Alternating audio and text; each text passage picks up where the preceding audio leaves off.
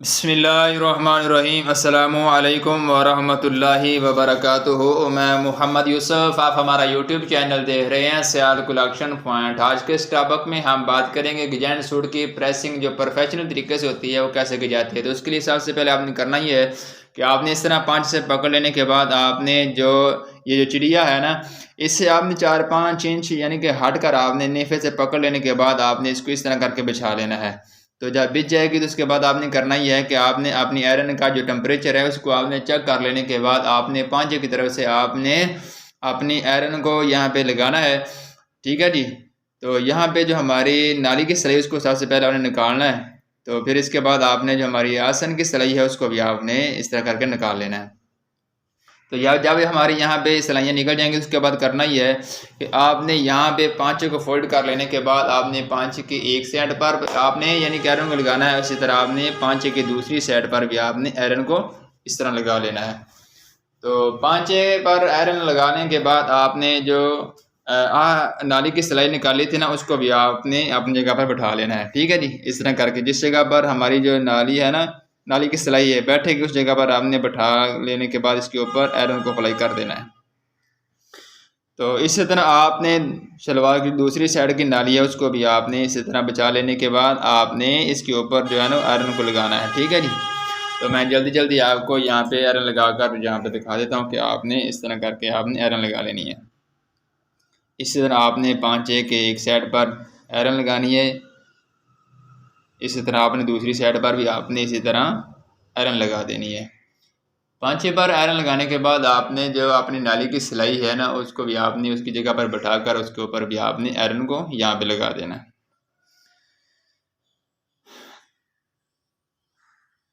तो उसके बाद आपने करना यह है कि आपने ये जो चिड़िया है ना दोनों को आपस में मैच कर लेने के बाद आपने जो कुंदे और पल्ले की सिलाई है उसको भी आपने यहाँ पे मैच करना है। ठीक है जी।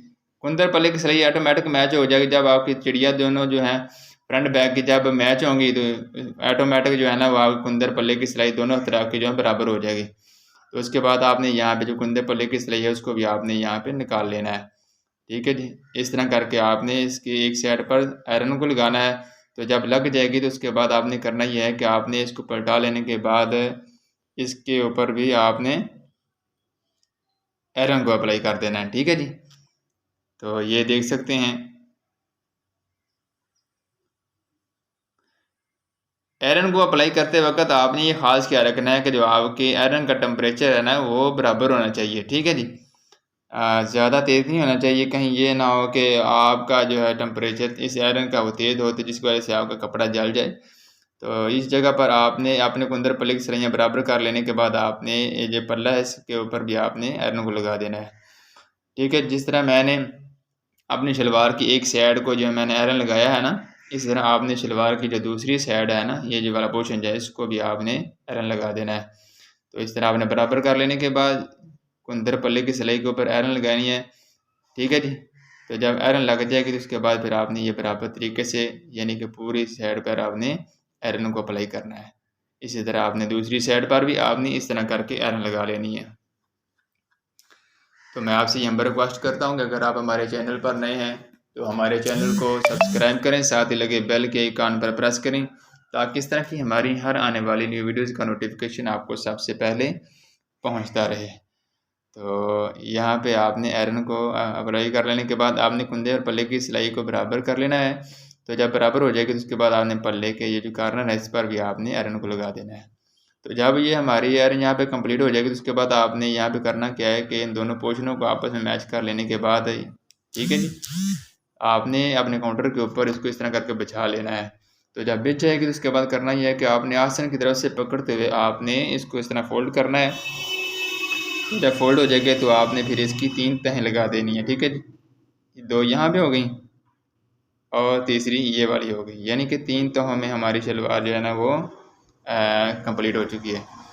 तो उसके बाद आपने करना ये है कि आपने अपनी कमीज़ को आयरन लगानी है। तो कमीज़ को आयरन को लगाते वक्त आपने सबसे पहले करना ये है कि हम जो हमारे फ्रंट पट्टी है जिसे काज पट्टी बोलते हैं उसके ऊपर आपने आयरन को अप्लाई करना है।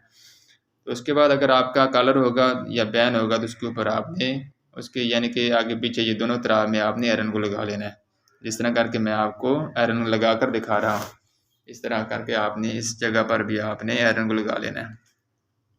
तो जब यहाँ पे आयरन लग जाएगी तो उसके बाद आपने करना यह है कि इस कलर को आपने फोल्ड इस अंदाज में करना है कि आपने इसको इस तरह फोल्ड कर लेने के बाद आपने गोडे की मदद से इसके ऊपर इस तरह करके आपने इसकी राउंड शेप देनी है। ठीक है, इस तरह करके आपने को करना है और कर लेने के बाद आपने 2-3-4 सेकंड तक आपने यानी कि अपने कलर को अपने गोडे के साथ इसको रुके रहने देना है ताकि यहाँ पे जो हमारा कलर है वो बिल्कुल गोल हो जाए। तो उसके बाद आपने करना यह है कि हमारे जो बटन है यहाँ पे ये बंद कर लेने हैं। सबसे पहले मैं ये बंद करूँगा अपने कलर का बटन, उसके बाद जो नीचे बटन है वो भी तमाम इस तरह मैं बंद कर लूँगा। ठीक है जी, लो जी ये भी बंद हो चुका और इस तरह नीचे वाला भी बंद हो चुका, 3 बटन बंद हो चुके हैं। इस तरह मैं चौथा बटन भी बंद कर लेता हूँ। तो जब यहाँ पे हमारे बटन बंद हो जाएंगे तो उसके बाद हमने करना ये है कि मैं भी आपको बता देता हूँ।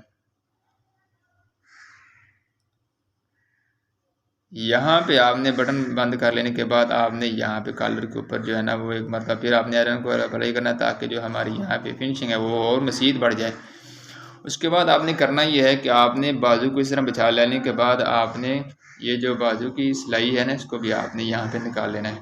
तो जब यहाँ पे हमारी बाजू की सिलाई निकल जाएगी तो उसके बाद आपने करना ये है कि आपने अपने इस बाजू को ये जो सिलाई में हमने निकाली है ना इसको भी आपने इस जगह पर यानी कि बैठा लेना है। आपने बराबर तरीके से इसको बैठाना है, आप यानी कि ध्यान से और तवज्जो के साथ आपने यहाँ पे बैठा लेना ताकि जो आपकी प्लेटें हैं वो आपकी खूबसूरती के साथ अपनी अपनी जगह पर आकर बैठ जाएं। ठीक है जी, तो इस तरह करके आपने इस बाजू को आपने यहाँ पे बैठा लेने के बाद आपने फिर जो इसकी फ्रंट साइड है, ये जो चाकपट्टी वाली साइड होती है ना ये हमारी बैक साइड की तरफ जाती है। ठीक है जी, तो ये हमारी फ्रंट साइड है। तो यहाँ पे आपने खास ख्याल रखना है कि आपकी जो यहाँ पे प्लेटें हैं ना वो खूबसूरत और इक्वल आनी चाहिए। यहाँ पे आपने आयरन को अप्लाई कर लेने के बाद आपने अपने कप से पकड़ लेना है और थोड़ा सा खींच लेने के बाद आपने इसके ऊपर जब आयरन को अप्लाई करना है तो ये प्लेटें जो है ना वो खुद ब खुद अपनी जगह पर आकर बैठ जाएंगी। ठीक है जी, तो ये देख सकते हैं कितनी खूबसूरती के साथ और फिनिशिंग के साथ ये जो मैंने प्लेटें डाली थी ना वो अपनी अपनी जगह पर इक्वल होकर आकर बैठ चुकी हैं। तो जिस तरह मैंने अपने एक बाजू को आयरन लगाई है इसी तरह आपने दूसरे बाजू पर भी आपने इस तरह करके आयरन लगा लेनी है। वही प्रोसीजर है जो मैंने एक बाजू को अपने पहले बाजू को यानी किसरी लगाई है ना आयरन लगाई है, वही प्रोसीजर आपने यहाँ पे दोहराना है। ठीक है जी, तो इस तरह करके आपने नाली को निकाल लेने के बाद फिर आपने यहाँ पे जो हमारी सिलाई इसको आपने बैठा लेना है। इस तरह आपने इस जगह पर भी आयरन को अप्लाई करना है। तो जब आयरन अप्लाई हो जाएगी तो फिर आपने करना ये कि आपने अपनी बाजू को उल्टा लेना है। याद रहे ये जो हमारी साइड ऊपर है आप ऊपर आई है ना ये हमारी सीधी साइड बाजू की। ठीक है, इस तरह आपने कप से पकड़ लेने के बाद आपने इसके ऊपर आयरन को अप्लाई कर देना है। तो ये देख सकते हैं कितनी खूबसूरती के साथ फिनिशिंग के साथ जो हमारी यहाँ पे प्लेटें हैं वो कितनी खूबसूरती के साथ और फिनिशिंग के साथ यहाँ पर आकर बैठ चुकी हैं। तो उसके बाद आपने करना ये है कि आपने कमीज़ को अपने काउंटर के ऊपर इस तरह बिछा लेनी है कि आपके जो पॉकेटें हैं ना साइड पॉकेटें उनको भी आपने यहाँ पे बाहर निकाल लेना है। तो मैं भी आपको दिखा देता हूँ। यहाँ पे आपने पॉकेट को बाहर निकाल लेने के बाद या सीधी कर लेने के बाद आपने अपने पॉकेट के और जो ये जो साइड की सिलाई है ना इस पर आपने अपनी आयरन को लगाना है। तो जब यहाँ पे हमारी आयरन लग जाएगी तो उसके बाद आपने करना ये है कि आपने इसकी यानी कि दूसरी साइड जो है ना वो पॉकेट वाली साइड वो भी आपने इस तरह बराबर कर लेने के बाद आपने उसके ऊपर भी आपने इस तरह आयरन को अप्लाई कर लेना है। ठीक है जी, तो ये देख सकते हैं इस तरह करके आयरन को अप्लाई कर लेने के बाद आपने करना यह है आपने यहाँ से पकड़ लेना है अपनी कमीज़ को और कमीज़ को यहाँ से पकड़ लेने के बाद आपने काउंटर के ऊपर इस तरह करके आपने इसको बराबर तरीके से इसको बैठा लेना है। ठीक है जी, यानी जो हमारी फ्रंट बैक है वो इक्वल यहाँ पे एक दूसरे के साथ बैठ जाए। तो यहाँ पर बैठा लेने के बाद हमने यहाँ पे जो इसकी आयरन है ना वो आपने अप्लाई करना है। ठीक है जी, तो इंशाल्लाह जब मैं इसके ऊपर आयरन को अप्लाई कर दूंगा तो फिर इंशाल्लाह इसकी जो लुक है और फिनिशिंग है वो इंशाल्लाह आपके सामने इसका कदर खूबसूरती के साथ आएगी और फिनिशिंग के साथ आएगी। तो यहाँ पे जो हमारी साइड की सिलाई इसको भी हमने यहाँ पे बैठा लेना है। ठीक है जी, इस तरह आपने दूसरी साइड की जो सिलाई है उसको भी आपने यहाँ पे इस तरह करके बैठा लेना है। तो ये जो हमारी सिलाइयाँ कंधों वाली उसको भी आपने यहाँ पे बैठा लेने के बाद आपने दूसरी साइड का जो कंधा है उसको भी आपने यहाँ पे आयरन लगा लेने के बाद उसकी सिलाई भी आपने यहाँ पे बैठा लेनी है। तो ये देख सकते हैं कितनी खूबसूरती के साथ फिनिशिंग के साथ जो हमारी फ्रंट है वो आ चुकी है। यानी किसी जगह पे ये जोल वगैरह या कोई सलवट वगैरह आपको नज़र नहीं आएगी कि ये जो कॉलर है और फ्रंट है ये अपनी जगह पर खुद ब खुद आकर बैठ चुकी है। ठीक है जी। तो ये कॉलर की शेप देख लें कि कॉलर किस कदर खूबसूरत के साथ, और दोनों तरफ का जो साइड है ना कॉलर के वो आप देख सकते हैं। ठीक है जी। तो फ्रंट साइड पर आयरन को लगा लेने के बाद हमने फिर इसके बैक साइड पर आयरन को अप्लाई करना है। ठीक है जी। तो बैक को आपने इस तरह बचा लेने के बाद इसको बराबर कर लेना। तो जब बराबर हो जाएगी तो उसके बाद आपने करना ही है कि आपने इसके ऊपर आयरन को लगाना है। ठीक है जी। तो ये देख सकते हैं इस तरह करके आपने आयरन को लगा लेना है। ये कंधों की सलियाँ भी आपने निकाल लेनी है। इसी तरह आपने दूसरी साइड का जो कंधा है उसको भी आपने आयरन की मदद से आपने उसकी सिलाई भी यहाँ पे निकाल लेनी है। ठीक है जी। तो जब यहाँ पे आयरन लग जाएगी तो उसके बाद आपने करना ये है कि आपने इसको फोल्ड करना है। फोल्ड आपने इस अंदाज़ में करना है कि आपने जो कॉलर है ना इसके साथ आपने अपनी 3 उंगलियां यहाँ पे रख लेने के बाद आपने इसको ये जो लेंथ वाइज कमीज़ है इसको आपने यहाँ पे फोल्ड कर लेने के बाद आपने यहाँ पे इसके ऊपर बाजू को भी आपने यहाँ पे फोल्ड कर लेना है। इसके बाद आपने दूसरी साइड को भी यहाँ पे फोल्ड करना है और इसके कॉलर की जो दूसरी साइड है ना उस पर भी आपने 3 उंगलियां यहाँ पे रख लेने के बाद आपने इसको फोल्ड यहाँ पे कर लेना है। तो जब यहाँ पे फोल्ड हो जाएगी तो उसके बाद आपने इसकी भी 3 तहें लगा देनी है। ठीक है, इस तरह करके ये देख रहे हैं। तो जब मैं इसको ये फोल्ड करूँगा तो जो इसकी लुक है इंशाल्लाह तो आपके सामने इस कदर खूबसूरत के साथ और फिनिशिंग के साथ आएगी कि इंशाल्लाह आप खुश हो जाएंगे। ठीक है जी। तो इस तरह करके आपने इसकी जो है ना तय लगा लेनी है। तो ये देख सकते हैं कितनी खूबसूरती के साथ और फिनिशिंग के साथ जो कॉलर है ना वो अपनी जगह पर बैठा हुआ है। ठीक है जी।